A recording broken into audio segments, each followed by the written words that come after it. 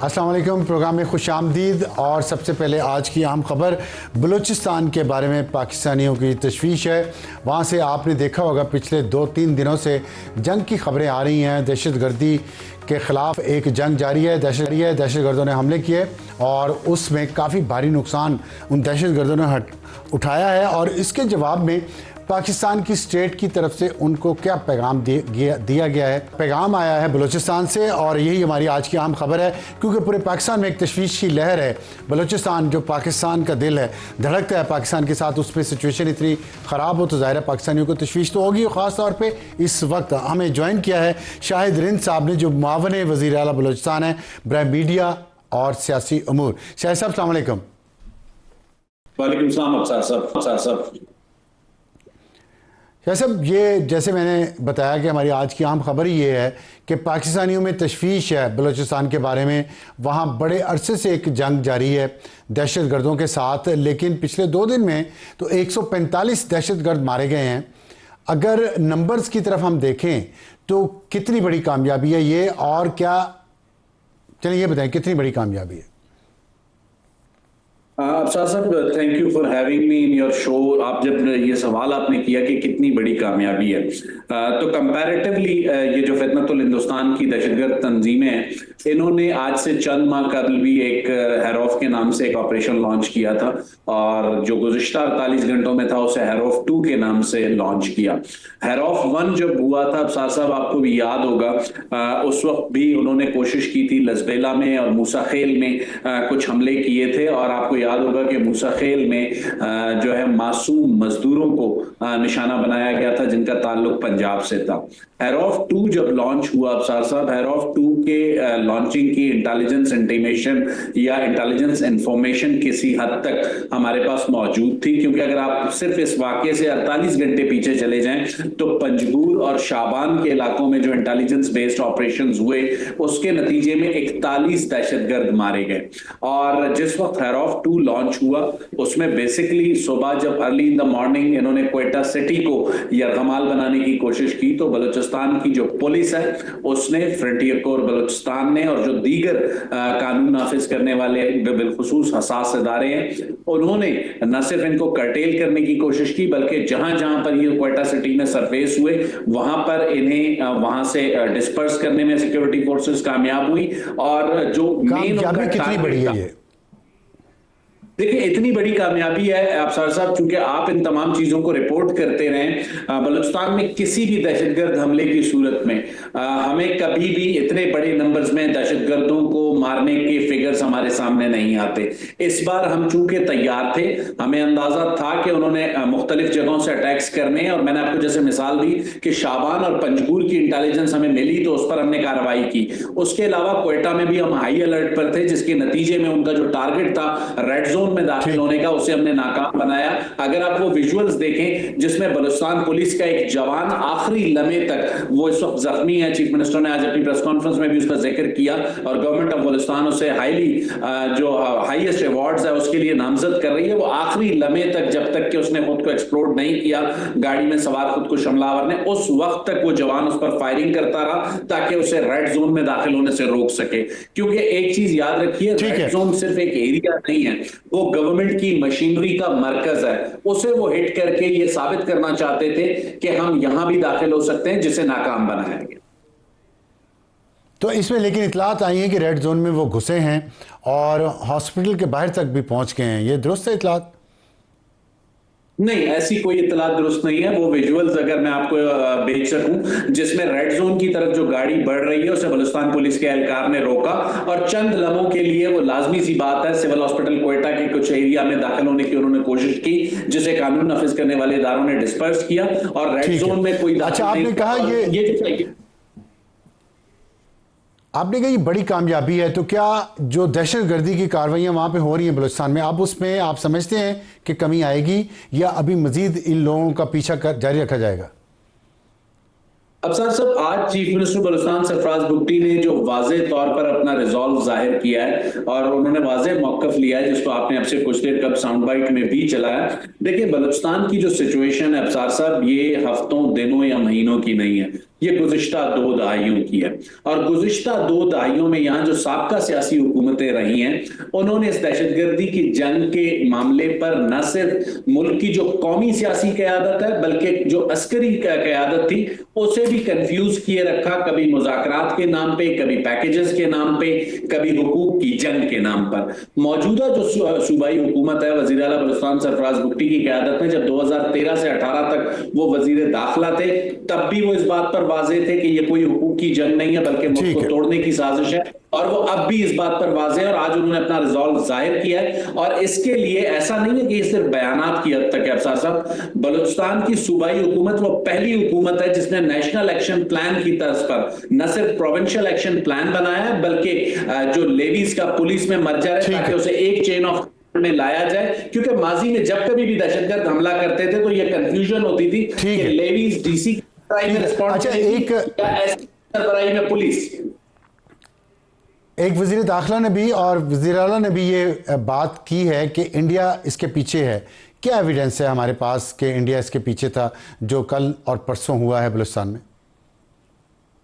अफसार आलम साहब, कुलभूषण यादव की गिरफ्तारी से अगर शुरू करूं और सानिया जाफर एक्सप्रेस के वाकयात को अगर रिपोर्ट करूं, जिसमें हमारे पास सर्कमस्टांशियल ये एविडेंस मौजूद है कि जब जाफर एक्सप्रेस को यरगमाल बनाने की कोशिश की गई तो वहां मौजूद हमलावरों को काबुल और कंधार और न्यू दिल्ली के जरिए सैटेलाइट राब्तों से जो है हिदायत मिल रही थी, और यही हिदायत जो है गुज़िश्ता रोज भी इंटरसेप्ट हुई हैं। और जिस तरीके से चीफ मिनिस्टर बलूचिस्तान सरफराज भुट्टी ने आज भी अपनी प्रेस कॉन्फ्रेंस में बताया कि बहुत सी चीजों की निशानदेही हो चुकी है, और आने वाले 24 से 48 घंटों में, चूंकि हमने अभी पहला फेज मुकम्मल किया है, 24 से 48 घंटों में जिन चीजों की निशानदेही हुई है हम उनके पीछे भी जाएंगे। जैसे जाफर एक्सप्रेस का आपने जिक्र किया, क्या कल भी कुछ ऐसी कॉल्स इंटरसेप्ट हुई हैं इन दहशतगर्दी के वाकयात के दौरान? जी देखिए, हमारे पास कुछ ऐसे एविडेंसेस मौजूद है जिसकी बुनियाद पर चीफ मिनिस्टर बलूचिस्तान ने अपनी प्रेस कॉन्फ्रेंस में भी ये कहा है, और मैं अब भी आपको ये बता रहा हूं कि कुछ चीजें हमारे सामने आई हैं, और उन लिंकेजेस को जोड़ते हुए हम अगले 24 से 48 घंटों में उनके पीछे जाएंगे। ठीक है, अगले 24 और 48 घंटों में ये कार्रवाई जारी रहेगी। शाहिर साहब, बहुत शुक्रिया हमसे बात करने का। और अब हमारा प्रोग्राम, उसका तारुफ आज की टॉप स्टोरी होगी बलूचिस्तान और 1000 साल जंग की जो बात की है उस पर हमें ज्वाइन करेंगे सेनेटर आगा शाहजेब दुरानी, जो रहनुमा है पाकिस्तान मुस्लिम लीग नून के, और major general retired Zahid Mahmood sahab, जो दिफाई तजज़ियाकार हैं। उनसे बात करेंगे कि जो इंडिया का इन्वॉल्वमेंट है इस दहशतगर्दी में बलूचिस्तान में जारी है, उसकी वजूहत क्या है और कैसे उसको काउंटर किया जा सकता है। और हमारा आज का हॉट इशू होगा सुहेल आफरीदी और शहबाज शरीफ की कल इस्लामाबाद में मुलाकात होने जा रही है। इस पर अब्दुल मनान मंदोखेल जो मेंबर जिरगा के हैं, आज जो जिरगा हुआ है वहाँ पे उनसे बात करेंगे और पूछेंगे कि वादी तिरा में जो इस वक्त इंसानी अलमिया जन्म ले रहा है उसके लिए वफाक और सूबाई हुकूमत को क्या करना चाहिए और किस तरह करना चाहिए। और हमारा आज का टिलेंडर होगा लाहौर मैन होल हादसा, अब पंजाब हुकूमत को क्या करना चाहिए जब पुलिस का एक बहुत ही जालमाना किरदार सामने आया है। और हमारा आज का एडिटोरियल होगा कि पाकिस्तान कैसा हो, ऐसा पाकिस्तान जिसमें वर्ल्ड बैंक के सदर अजय पाल सिंह बंगा पाकिस्तान तशरीफ़ लाए हैं, सिख मज़हब से उनका ताल्लुक़ है। वो आज पंजा साहब गए थे हसन अब्दाल, और इसके अलावा बसंत हो रही है लाहौर में। शुरू करते हैं आज की हमारी टॉप स्टोरी। हमें ज्वाइन किया है जनरल रिटायर्ड जाहिद महमूद साहब ने और सेनेटर आगा शाहजेब दुरानी। जनरल साहब अस्सलाम वालेकुम। जी वालेकुम, थैंक यू अफसार साहब। जनरल साहब, मुझे ये बताइएगा, आपने ज़ाहिर बयानात सुने होंगे, ख़बरों पे आपकी नज़र भी होगी, इसलिए मैं उस तफसील में नहीं जाना चाहता, लेकिन एक आम सवाल ये है कि इंडिया के ऊपर पाकिस्तान ने इल्ज़ाम लगाया है, और अगर हम वाक़यात की तरतीब देखें तो मुझे मार्च 2025 याद आ रहा है जब जाफर एक्सप्रेस पर हमला हुआ, फिर उसके कुछ हफ्ते बाद ही पहलगाम वाला वाक़या हुआ जो इंडिया का फॉल्स फ्लैग था, और उसके बहाने में इंडिया ने पाकिस्तान पे हमला किया, और फिर एक जंग हुई जिसमें इंडिया को नुकसान उठाना पड़ा। आप बताइए, क्या अभी भी वही पैटर्न लग रहा है आपको कि बलूचिस्तान में जो कुछ हुआ और इंडिया की इन्वॉल्वमेंट है उसमें, क्या करना चाहिए पाकिस्तान को? जी बिस्मिल्लाहिर्रहमानिर्रहीम। अफसार साहब, thank you very much for having me. देखिए, इसको जरा थोड़ा सा बैकग्राउंड को समझने की जरूरत है।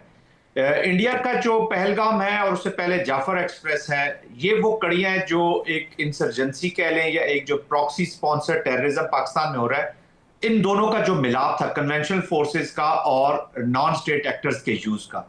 जब भी अफसार साहब इस तरह की कोई पाकिस्तान के खिलाफ जिस तरीके से इनकी ये नॉन स्टेट एक्टर्स की या हाइब्रिड वॉर चल रही है, या जब भी कोई इस तरह की इंसर्जेंसी चलती है, तो उसका जो नॉर्मल हिस्टोरिकल पैटर्न रहा है वो कई दफा ये होता है कि आप at the end of the use of non state actors आप कन्वेंशनल फोर्सेस को यूज करते हैं, या शुरू में यूज करके कंडीशन करके फिर नॉन स्टेट एक्टर्स के साथ चलना शुरू हो जाते हैं।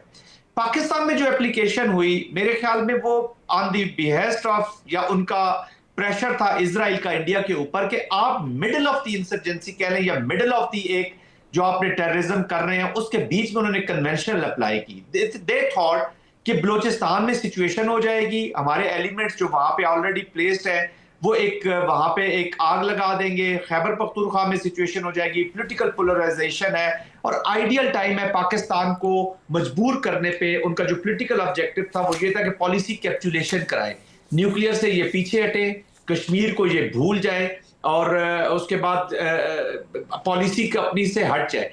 अच्छा, उसमें उनको जब नाकामी हुई तो वो दोबारा वापस गए हैं to enhance the use of non state actors. और अभी जो $109 बिलियन का वो जो फ्यूचर का बजट ला रहे हैं, तो आप देखेंगे बहुत सारा चंक जो है वो इसी नॉन स्टेट एक्टर्स के यूज की तरफ से जाएगा, जिसको वो जंग को एप्लीकेशन के बीच में। तो हमें इसके काउंटर के लिए क्या करना चाहिए, और दूसरे मैंने पूछा था एविडेंस क्या है और उसको हम कैसे इस्तेमाल कर सकते हैं? देखिए, अभी तो आपको ये अगर यूके ने, कतर ने, तुर्किया ने, इंटरनेशनल कंट्रीज की तरफ से आप देख रहे हैं कि कंडेम किया जा रहा है, तो इसका मतलब है कि दे एग्जैक्टली नो कि ये हो क्या रहा है जी। एविडेंस आपके पास है, आप अपने इनको रीजनल फोरम्स पे लेके जाएं। एक सीरियस डिप्लोमेटिक मिशन हमें भेजने चाहिए to all the meaningful countries, and खासतौर पे यूनाइटेड स्टेट्स ऑफ अमेरिका, जो मेजर मैं समझता हूं कि रिस्पॉन्सिबल है for having a chaotic Afghanistan. जिस तरीके से वो यहाँ पे $7.2 अरब का वेपनरी छोड़ के गया है, कायोटिक अफगानिस्तान छोड़ के गया है, कोई अपना ऑब्जेक्टिव हासिल किए बगैर अब उसको यूज कर रहा है इंडिया। तो हमारा उनसे बात करना बनता है कि जी आपके ये वेपन्स अभी आप देखें। लेकिन देखें, आपने अच्छा पॉइंट उठाया कि अमेरिका ने और बरतानिया ने मजम्मत की, लेकिन यूरोपियन यूनियन ने नहीं की। उन्होंने जो इंडिया के साथ मुआहिदा किया है फ्री ट्रेड का, क्या उन्हें नहीं नजर आ रहा कि ऐसा मुल्क जो दहशतगर्दी को स्पॉन्सर कर रहा हो इस लेवल तक, उसके साथ वो फ्री ट्रेड कर रहे हैं? इन सिंपल टर्म्स में अफसार साहब कहूंगा कि इस वक्त दुनिया को अपनी पड़ी हुई जी, सबको अपनी अपनी पड़ी हुई है, डिसऑर्डर हो रहा है, वर्ल्ड अंडर स्ट्रेस है, पोस्ट वर्ल्ड वॉर आप देख रहे हैं, रीसेट्स हो रहे हैं इस वक्त, तो सबको अपने अपने इंटरेस्ट इसमें तो फिर हम दुनिया के पास क्यों भेजे? फिर हमें खुद अपनी तैयारी बेहतरीन करनी चाहिए, ताकि अगर इंडिया दोबारा आए तो उसका इलाज सही तरीके से किया जाए। इस दफा अफसार साहब ये जो बात कर रहे हैं ना, इसका तो कोई इसमें तो कोई दूसरी राय हो नहीं सकती।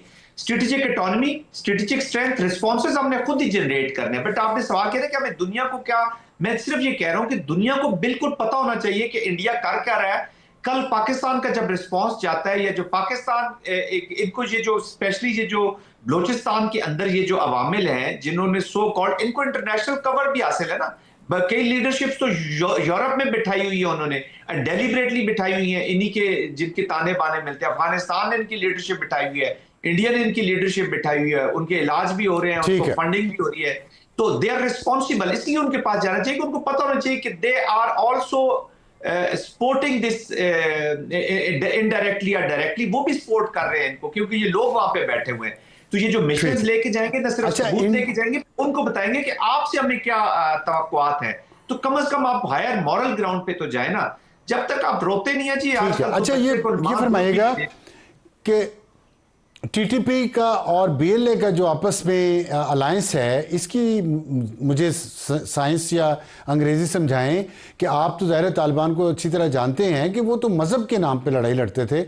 ये इंडियन स्पॉन्सर्ड जो हिंदुत्व के नज़रिए पे चल रही है वहाँ की हुकूमत, और फिर इज़राइल की सपोर्ट है इसमें बलूचिस्तान इंसर्जेंसी में, और ईरान के ऊपर वो कब्ज़ा करना चाह रहे हैं। तो बीएलए उस तरफ है, और ये तालिबान तो नाम लेते थे इस्लाम का। ये इत्तेहाद कैसा है, क्यों है, ये मुझे समझ नहीं आ रही। आप मुझे समझाएंगे ये साइंस कि ये तालिबान किस तरह के हैं? ये तालिबान जो इस्लाम का नाम लेते हैं, चलते हिंदुत्व के नजरिए पे हैं, इसराइल के नजरिए पे। इसकी दो तीन वजूहात हैं जी अफसार साहब। नंबर वन, एक तो दोनों का जो प्रॉक्सी स्पॉन्सर है, उस दोनों के ये क्लाइंट, उसके क्लाइंट है जी, इंडिया के ये क्लाइंट है दोनों, और इनको तहरीक तालिबान अफगानिस्तान ने इन तीनों को, टीटीपी को भी, बीएलए को भी। ये दोगली पॉलिसी या मुनाफकत नहीं आप इसे समझते? मुनाफकत तो इनका रिलीजन से तो कोई ताल्लुक ही नहीं है ना। आप जब तालिबान को या इनको कहेंगे these terrorist have no religion, no caste, हम सारी उम्र पाकिस्तान में बताते रहे कि ये तो तालिबान तो मुजाहिद हैं, जिहाद कर रहे हैं। इनका रिलीजन एक ही है जी, वो है डॉलर्स।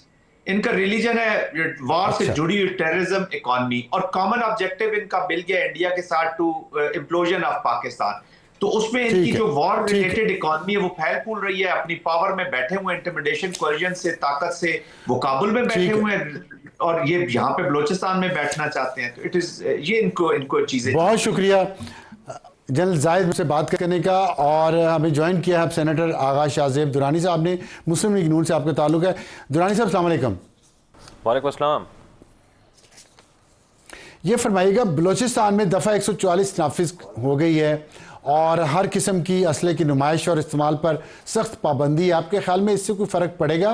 क्योंकि आज ही चीफ मिनिस्टर साहब ने यह भी कहा है कि हम अपनी जंग जारी रखेंगे जब तक कि ये दहशतगर्दी ख़त्म नहीं होती। तो आपके ख्याल में मज़ीद क्या करना चाहिए, ये जो इक़दाम आज लिए हैं इसके अलावा? जी देखिए, सबसे पहले तो पूरे कौम को इस कन्फ्यूजन से निकलना चाहिए कि कोई इसे जो है ना वो फाइट फॉर द राइट कह रहा है, कोई इसको जो है ना वो एक स्पेशली हमारे नेशनलिस्ट इसको एक कंफ्यूज करते हुए कंफ्यूज नैरेटिव पूरे कौम को और स्पेशली वफाक को दे रहे हैं कि जी ये कोई हकूक़ की जंग है। ऐसी ये कोई कोई हकूक़ की जंग नहीं है। तो ये तो कोई तरीका नहीं है कि आप किसी को भी जाके धमकी दें घर से, जी आप घर से निकल जाएं अपने। या अब आपके पास ऑप्शन क्या है? आपके पास दो ही ऑप्शन है, या तो आप घर से निकल जाएं अपने, या आप उनसे लड़ें। तो ये चीज़ तो बहुत क्लियर होनी चाहिए कि ये कोई बातचीत, कोई टॉक्स किस से बात करनी है आपने? आप दहशतगर्द से क्या बात करेंगे जाके? वो तो कहते हैं जी आप यहाँ से निकले, आज़ाद कर दें इनको, आज़ाद डिक्लेयर कर दें। अब तो आपने क्या बात करनी है? अच्छा, जहाँ तक आपने बात की कि जी यस, चीज़ को कर्टेल करने के लिए ये बहुत अच्छा इकदाम है कि पूरे बलूचिस्तान में जो है ना वो डीवेपनाइजेशन की तरफ जाना चाहिए। ये क्योंकि हम आपको पता है हमारे पास बहुत पोरस बॉर्डर्स हैं, तो पोरस बॉर्डर्स की वजह से हमारे इलाके में, क्योंकि ट्राइबल रीजन भी है, हम ट्राइबल सोसाइटी भी है हमारी, तो वहाँ पे वेपन को जो है ना वो एक अपने लिए एक ज्वेलरी की तरह जो है ना वो लोग कंसिडर करते हैं वहाँ के लिए, उनका वो उनके लिए एक जेवर है उनका। तो वो वेपन हर कोई वहाँ पे कैरी करता है, लेकिन वेपन की नुमाइश जो है ना वो किसी को इजाज़त नहीं मिलनी चाहिए। और स्ट्रिक्ट पॉलिसी जो है ना वो डीवेपनाइजेशन की हो या अनऑथोराइज्ड वेपन कैरी करने के ऊपर जो है ना बिल्कुल भी पाबंदी होनी चाहिए। इसके अलावा वहाँ पे एक इम्पॉर्टेंट चीज़ है नेशनल कोहिजन, जो मैंने कहा जिस तरह ना एक नैरेटिव बिल्डिंग आपको ज़रूरत है उसकी। एक स्टेट आपको नेशनल एक्शन प्लान को मनोन जो है ना वहाँ पे अप्लाई करना पड़ेगा। एक तरफ आपकी फौजें जो है ना वहाँ पे कुर्बानियाँ दे रही हैं, वो अपनी जान का नजराना दे रहे हैं, वो उन्होंने जमा मर्दों की तरह जो है ना आनी दीवार बन के उनका मुकाबला करती हैं। लेकिन दूसरी तरफ जो है वो हमारे अवाम में एक कन्फ्यूजन जो मैं पहले बता रहा था कि हमारे लोगों में एक वहाँ पे उनकी सिंपैथी फैलाई जा रही है। एक हमें नेशनल सिंगल नैरेटिव बनाना पड़ेगा, उस पर मनोन अमल करना पड़ेगा। हमें लाइन ये फरमाइएगा कि आपने जो बातें की हैं इसमें एक तो गवर्नेंस का इशू है बलूचिस्तान में, और फिर ये इतराज़ किया जाता है कि वहाँ नुमाइंदा हुकूमत नहीं बनती, और पिछले 20 साल से ये जो चल रहा है दहशतगर्दी और उसके ख़िलाफ़ जो जंग चल रही है, इसमें वाज़े कामयाबी क्यों नहीं हो पा रही, जबकि सारा कुछ तो है जो वहाँ पे हुकूमत करें उनके इख्तियार में है, उनके पास है, जो भी निज़ाम वहाँ पे चल रहा है। फिर भी ना गवर्नेंस इम्प्रूव हुई है पिछले 20 साल में, ना ही अगर तमाम सरदार, तमाम सियासी जमातें बारी बारी वहाँ हुकूमत का हिस्सा बन चुकी हैं, जो भी निज़ाम वहाँ पे उसका हिस्सा बन चुकी हैं, फिर भी बेहतरी क्यों नहीं आ रही, फिर भी रुक क्यों नहीं रहा, इसकी क्या वजह है? अफसर साहब, आपने बहुत ही इंटरेस्टिंग एक क्वेश्चन जो है ना आज पूछा है, और यही वो सवाल है कि अगर इसको एड्रेस किया जाए तो शायद वफाक को भी बात समझ आ जाए और पाकिस्तान और बिलखसूस बलूचिस्तान के अवाम को भी बात समझ आ जाए। जी देखिए, आपने कहा जी 20 साल से जो है ना वो गवर्नेंस वहाँ पे ठीक नहीं हो रही है और मुंतखब, इसका मसला, सबसे बड़ा मसला यही है कि स्टेट कन्फ्यूज़ है। स्टेट जो है ना वो, आप कहते हैं जी वहाँ पर मुंतखब लोग नहीं आते। इस वक्त जो 51 का हाउस है, 51 में मेरे ख्याल में कोई शायद 10 या 11 जो है वो नए जो है वो कोई मैं कह सकता हूँ न्यू फेसेस हैं वो, लेकिन उनका भी ताल्लुक कहीं ना कहीं किसी न किसी पॉलिटिकल फैमिली से, पॉलिटिकल पार्टी से, किसी पॉलिटिकल ग्रूमिंग से उनका एक ताल्लुक है, एक ग्रुप से उनका ताल्लुक है। उसके अलावा जो 45 या 40 जितने भी वहाँ पे लोग हैं या नुमाइंदे हैं, वो तो यही लोग हैं कि या तो वो खुद कोई 5th टाइमर है, कोई 4th टाइमर है, कोई 6th टाइमर है, या वो किसी फॉर्मर MPA का जो है ना, या नुमाइंदे के वो उनका कोई ताल्लुक है उनसे, उनकी कोई रिश्तेदारी है, वो उनकी औलाद है, उनके चाचा है, मामू है, भतीजे हैं, कुछ तो उनका ताल्लुक है। तो ये कहना कि जी यहाँ पे गैर नुमाइंदे, मतलब ये आगे जैसे आपने सवाल पूछा, ये भी हमारे जो है वो विफाक में, या मैं कहूँगा बिलखसूस जो है वो हमारे इस्लामाबाद और लाहौर में ये इस तरह की कन्फ्यूजन फैलाई गई है कि जी नुमाइंदा कौन है। अब नुमाइंदा फॉर एग्जांपल अख्तर मेंगल साहब, अब अख्तर मेंगल साहब वहाँ पर नहीं है तो क्या वो जब वो इलेक्ट होकर उनकी और उनकी पार्टी आती है तो तब सब भूल जाते हैं? क्या सब हालात बेहतर हुए थे? वो CM भी बने, पिछले 4 साल में उनकी वो एक जो है ना सबसे बड़े अपोजिशन भी थे वहाँ पे, वो एक फ्रेंडली अपोजिशन ही थी उनकी बेसिकली। लेकिन जब डॉक्टर मालिक CM थे तो हालात बेहतर हुए थे। देखें, आपने बिल्कुल सही कहा, जब डॉक्टर मालिक CM थे तो हालात क्यों बेहतर हुए थे? क्योंकि डॉक्टर मालिक जो है ना वो एज ए गवर्नमेंट उनका एक इंस्टेंस था और ये था कि टेररिज्म का खात्मा। उन्होंने एक भरपूर किस्म की जो है ना बलूचिस्तान में, आपको पता है 2008 से लेकर 2018 तक वहाँ पर ऑपरेशंस हुए, वहाँ पर जो टेररिस्ट की ग्रुप्स थे, टेररिस्ट कैंप्स थे, उनको जो है ना वो नेस्त नाबूद किया गया और वो उनको इतना ऑपरेस कर दिया कि वो भाग के चले गए वहाँ से, वो बॉर्डर से पार चले गए, कुछ ईरान में जाके बस गए, कुछ अफगानिस्तान में चले गए। लेकिन उसके बाद स्टेट की पॉलिसी जो है ना वो एकदम नरम हो गई, स्टेट ने जो है ना वो वहाँ पे इनकी तरफ जो है ना अपना ध्यान ही नहीं दिया और इवेंचुअली फिर ये सब दोबारा से अपने आप को रीस्ट्रक्चर करके ये सारे ग्रुप वापस आपकी तरफ आना शुरू हो गए और ऐसे तक आ गए कि अब वो आपके शहरों में आके आपको जो है ना आबाद भी हो गए और शहरों में आके आपके कार्रवाइयां कर रहे हैं, आपके जो है ना बेगुनाह खवातीन बच्चों को जो है ना। वक्त हमारा बिल्कुल ख़त्म हो रहा है। बहुत शुक्रिया आपका और बहुत अहम आपने तवज्जो दिलाई कि स्टेट की पॉलिसी नरम होगी। 2018 में स्टेट कौन सी थी? वक्त एक ब्रेक का, ब्रेक के बाद वापस आएंगे तो हमारा आज का हॉट इशू प्रोग्राम में दोबारा खुशामदीद। वक्त है हमारा आज के हॉट इशू का। सुहेल अफरीदी और शहबाज शरीफ साहब की मुलाकात कल हो रही है इस्लामाबाद में और ये इसके फ़ौरन बाद हो रही है जब आज जमरूद में एक जिरगा हुआ है और उस जिरगे में क्या बात हुई है, वहाँ के तिरा वैली का जो मामला चल रहा है मुसलसल और इसके बाद दहशतगर्दी के ख़िलाफ़ जंग है जिसमें सूबाई हुकूमत के कुछ अलग तहफ़्फ़ुज़ात हैं और वहाँ के लोगों के क्या तहफ़्फ़ुज़ात हैं। हमने दावत दी है मेंबर जिरगा आज जो जमरूद में हुआ है उसके हाजी अब्दुल मनान मंदोखेल साहब, उनसे बात करेंगे और पूछेंगे क्या सूरत हाल है, असल वजूहात क्या हैं। हाई साहब अस्सलाम वालेकुम। वालेकुम अस्सलाम। हाई साहब, ये फरमाइएगा कि जो आज जिरगा हुआ है उसमें क्या तय हुआ है? कल वज़ीर आला खैबर पख्तूनख्वा सुहेल अफरीदी और वज़ीर-ए-आज़म पाकिस्तान शहबाज शरीफ की मुलाकात हो रही है, उस मुलाकात के हवाले से आपसे कोई बात आज हुई है उस जिरगे में जो जमरूद में हुआ है? बिल्कुल जी, सबसे पहले तो वज़ीर आला साहब जब स्टेज पे चढ़े तो उन्होंने सबसे पहले अमन का झंडा लहराया सफेद। अच्छा। और पूरी जितनी भी स्टेडियम थी कचाकच भरी हुई थी, आप लोगों ने वीडियो पे देखा होगा, उसमें भी सफेद झंडे थे, कोई पीटीआई का झंडा नहीं था। ठीक है। जितने भी आवाम थे वो पीटीआई के हो या दूसरे पार्टियों के या आजाद हो, वो सारे इकट्ठे होकर एक ही नारा उनका था, अमन। तो उन्होंने सबसे पहले बलूचिस्तान में जो दहशतगर्दी आज और कल हुई है उसकी जो है ना उसने कहा कि इस पे हम गमज़दा है, खफा है और हम बिल्कुल जो है ना बलूचिस्तान के आवाम के साथ हैं। ठीक है। तीसरी बात उन्होंने कहा कि मेरी शहबाज शरीफ के साथ कल जो है ना इंशाअल्लाह ताला मुलाकात है, तो मैं अपने आवाम का सारा मुकदमा उधर ही लड़ूंगा और मुलाकात के लिए मैंने जो है ना हाँ कर दी है। अच्छा, मुझे दो चीज़ें आपसे मुख्तसरन पूछनी है। एक तो आपने अमन की बात की है, बड़ी अच्छी बात है, अमन तो आना चाहिए और सारी कौम की ये ख्वाहिश है कि वहाँ भी अमन आए, वहाँ भी खुशी खुशहाली आए। तो मैं सिर्फ आपसे ये जानना चाहता हूँ कि क्या जो वहाँ पे दहशतगर्द मौजूद हैं वो लोगों को मारते हैं, वहाँ दहशतगर्दी की कार्रवाइयाँ करते हैं, भत्ते लेते हैं, गैर कानूनी जराइम करते हैं कि नहीं करते, या वो पुरअमन लोग हैं? और अगर वो पुरअमन नहीं है और वो जंग करते हैं तो उसमें अमन का लाने का तरीका क्या है, ये बताएं।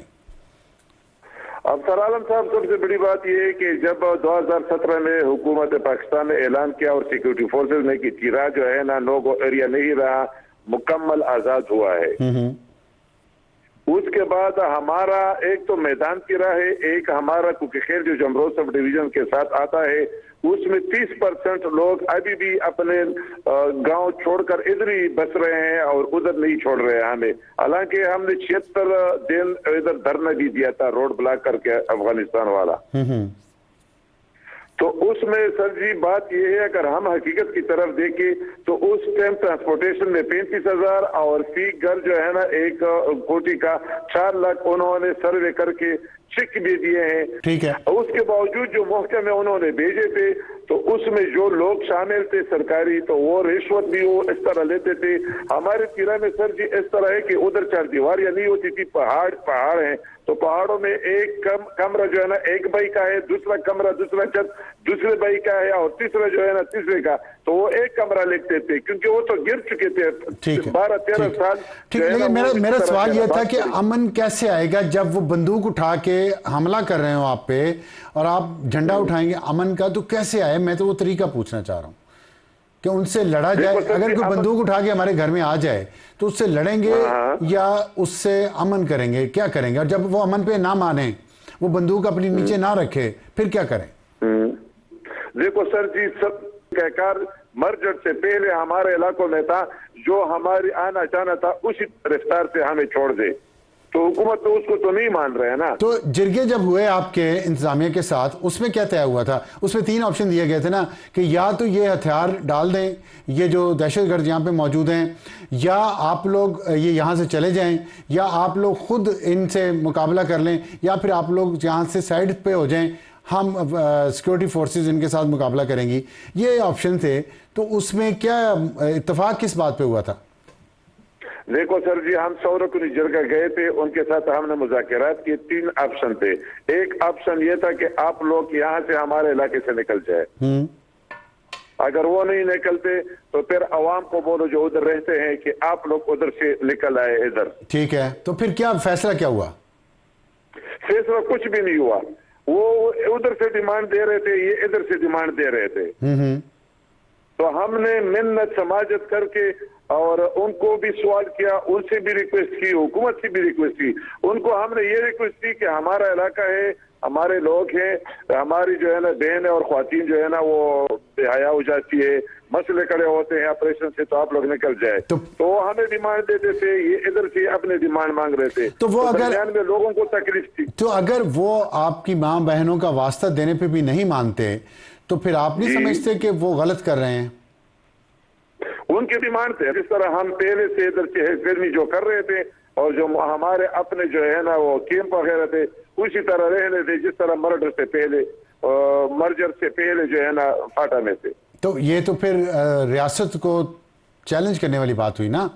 तो इस पे कौन रियासत मान सकती है? जब आप हिस्सा इस वक्त खैबर पख्तूनख्वा का, तो वही कानून होगा जो खैबर पख्तूनख्वा बाकी में है, अलग से कैसे हो सकता है? देखो सर जी, ये लोग तो चले गए थे ना, इनको तो दोबारा बात कराया गया। वो ठीक है, अब वो गलत हुआ, अब आगे अब क्या हाल है इस वक्त जब वो अमन पे नहीं मान रहे? देखो, हम जितने भी इधर जो कबाइल लोग हैं या पठान लोग हैं, ये हम मोहब्बत वतन है।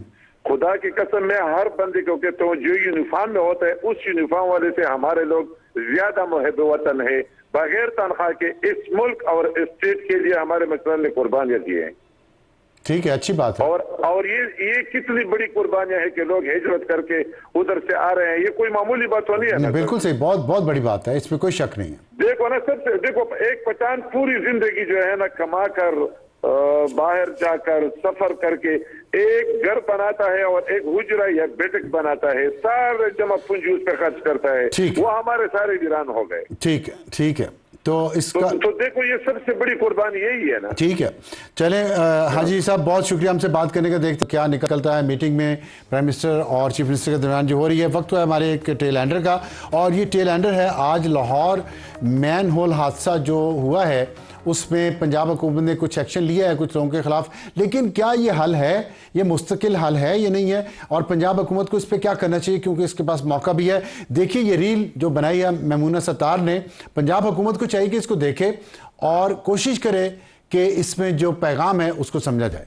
मैं हिरासत में हो गई और उसके बाद मुझे पुलिस वाले लेकर चले गए। तो पहले तो तशद्दुद करके मनवा रहे थे। ये कहना है उस खातून के शौहर का जिसका लाहौर में मैनहोल में गिरकर इंतकाल हुआ। अब सोचें, एक खानदान जो पहले ही इतनी अजियत से गुजर रहा हो, उसके साथ police, the very institution that's core job is to protect people, जब आप इंसाफ लेने जाएं तो उल्टा आपको ही टॉर्चर करना शुरू कर दे। एसपी बिलाल साहब थे, SHO साहब थे जहानाबाद, तो उन्होंने मुझे तशद्दुद किया, जो बेल्ट होता है उससे, डंडे से और हाथों से, और वो भी इसलिए ताकि आपसे एक ऐसे जुर्म का इकरार करा सके जो आपने किया ही नहीं है। वो मनवा रहे थे कि आप मान जाएं। मैं उनको कह रहा था कि मैं जो सच था मैंने आपको बता दिया है, इसके अलावा मेरे पास कुछ नहीं है। वाकये पर सख्त एक्शन लेते हुए मैडम चीफ मिनिस्टर ने कुछ अफसरान को मुअत्तल तो किया है, मगर मामले की संगीनी ये है कि पुलिस की बेहिसी एक बार फिर आया हुई है। किसी एक SHO, SP या पुलिस ऑफिसर को सजा देने से मामला हल नहीं होगा, बिकॉज इट्स डीप रूटेड। इसके लिए लॉन्ग टर्म स्ट्रक्चरल रिफॉर्म्स की जरूरत है, जिसके बारे में चीफ मिनिस्टर बार बार कह चुकी हैं और कमिटेड नजर आती हैं। पंजाब पुलिस पर एक अरसे से करप्शन, स्ट्रक्चरल मसाइल और अब्यूज ऑफ पावर के इल्जामात लगते आए हैं। इसलिए इस वाक़े को एक टेस्ट केस बनाकर मुलविस पुलिस अफसरान के खिलाफ एग्जाम्पलरी कार्रवाई करने के साथ साथ पूरे डिपार्टमेंट में फ्रॉम टॉप टू बॉटम इस्लाहात करें, बिकॉज एज दिस से fish starts rotting from the head. IG Punjab से शुरू करें। पुलिस रिफॉर्म्स की बात हो रही है और पंजाब पुलिस तो बदनाम इतनी है कि फिल्में बनती हैं इस पे, और फिल्मों में पंजाब पुलिस इस्तारे के तौर पे इस्तेमाल होती है। जिस तरह का वो तशद्दुद करती है, जुल्म करती है लोगों पे कि ये डेड बॉडी से अतराफ़ जुर्म करवा सकते हैं, ये तो फिर जिंदा इंसान था और जिसके साथ इतना तशद्दुद किया। तो ये एक वेकअप कॉल होनी चाहिए चीफ मिनिस्टर पंजाब मरीम नवाज शरीफ साहिबा के लिए और पंजाब हुकूमत के लिए कि आप काम कर रहे हैं, बहुत काम कर रहे हैं, लेकिन ये बड़ा ही अहम काम है, बड़ा ही ज़रूरी काम है जो इस रील में सजेस्ट किया गया है कि पुलिस रिफॉर्म्स करें, इनका कल्चर बदलें। ये पुलिस एक मुहाफिज अवाम दोस्त इसको बनाए पंजाब पुलिस को, ये बहुत बड़ी खिदमत होगी और बहुत करोड़ों अवाम की आप दुआएं लेंगी। तो वक्त हुआ यहाँ पे एक ब्रेक का, ब्रेक के बाद वापस आएंगे तो हमारा आज का एडिटोरियल। और हमारा आज का एडिटोरियल है कि पाकिस्तान कैसा हो। आपने आज हमारा प्रोग्राम देखा, बलूचिस्तान, खैबर पख्तूनख्वा, दहशतगर्दी हो रही है, जंग हो रही है और आधा पाकिस्तान उसका शिकार है, लेकिन आधा पाकिस्तान कैसा है और कैसा होना चाहिए, पूरा पाकिस्तान ऐसा होना चाहिए। जैसा कि हम देख रहे हैं कि वर्ल्ड बैंक के जो सदर हैं अजय पाल सिंह बंगा, वो पाकिस्तान आए हैं। बहुत अच्छा लगा, उनका सिख मज़हब से ताल्लुक़ है और वो अपनी फैमिली के साथ आए हैं और आज उन्होंने गुरुद्वारा श्री पंजा साहब हसन अब्दाल में हाज़िरी दी, वहाँ पे गए हैं। इसके बाद वो खुशाब भी जाएंगे जहाँ उनके माँ बाप रहते थे, उनकी ख़ानदान रहता था और यहाँ से हिजरत करके गए, 1947 में इंडिया चले गए। तो ये एक हंसता खेलता और खुला डुला पाकिस्तान है, पंजाब है जो आपको नज़र आ रहा है। साथ हम देख रहे हैं कि यहाँ पे बसंत आ रही है अगले हफ्ते और ये बसंत 20 साल के गैप के बाद आ रही है। जेन जी की ये पहली बसंत है, लेकिन इस पे सवाल ये पैदा होता है कि बाकी शहर महरूम क्यों हैं। और क्योंकि हमें फैसलाबाद से अजहर फयाज ने एक मैसेज किया है और साथ उन्होंने एक एप्लीकेशन भी दी है चीफ मिनिस्टर पंजाब को, जिसकी आपको कॉपी हम दिखा रहे हैं, ये अजहर फयाज की तरफ से है। और उसमें उन्होंने कहा है कि सिर्फ लाहौर में क्यों बसंत हो रही है, बड़ी अच्छी बात है लाहौर में हो रही है, लेकिन फैसलाबाद में भी करवाई जाए। इसी तरह मैं रावलपिंडी से बहुत सारे मैसेजेस आ रहे हैं कि रावलपिंडी में भी इजाज़त दी जाए, तो लोगों के अंदर, नई नस्ल के अंदर ये जोशो खरोश है कि वो इस त्यौहार को मनाना चाह रहे हैं। जो बसंत, नाम ही बसंत इसका था कि ये फूलों के खिलने का मौसम है, बहार की आमद आई, बसंत पाला उड़ंत, मतलब सर्दी को उड़ाती थी, बसंत की जो आमद थी वो इसका निशान था। और इस खित्ते में ज़ाहिर फसलें, पीले फूल उनके हो जाते थे, गंदम की फसल थोड़ी बहुत निकलना शुरू हो जाती थी। तो एक बड़ा ही अच्छा मौसम, अच्छा माहौल है जिसको ये तारीखी तौर पे यहाँ पे बसंत मनाई जाती थी। और पाकिस्तान में भी ये बहुत ज़्यादा था, एक पूरा ये बिजनेस था, $multi-million का बिजनेस था। और इसमें ऐसा इवेंट था जिसमें फैमिलीज आती थी, पूरी दुनिया से लोग ट्रैवल करके लाहौर आते थे बसंत मनाने के लिए। इसके साथ पूरी एक इकोनॉमी थी जिसमें बसंत की पतंगे बनाने वाले, डोर बनाने वाले, खाना पकाने वाले और होटल्स वालों का बिजनेस बहुत चमकता था। लेकिन इसके बाद फिर पाबंदियां लगना शुरू हुई, इसलिए कि जो क्रिमिनल माइंडेड लोग थे वो धाती डोर इस्तेमाल करते थे, जिसकी वजह से 2005 में 22 लोगों की डेथ हुई, जिसके बाद इस पर मुकम्मल पाबंदी लगा दी गई। लेकिन अब जो नई शराइत के साथ बसंत का आगाज किया जा रहा है, इस पर उम्मीद है कि लोग इन कवानीन की पासदारी करेंगे, इन पे अमल करेंगे ताकि किसी की जान को नुकसान ना हो उस बसंत के त्यौहार से जो खुशी का बहार के मौसम का आगाज़ है। आज के लिए इतना ही। खुदा हाफिज़ एंड गुड नाइट।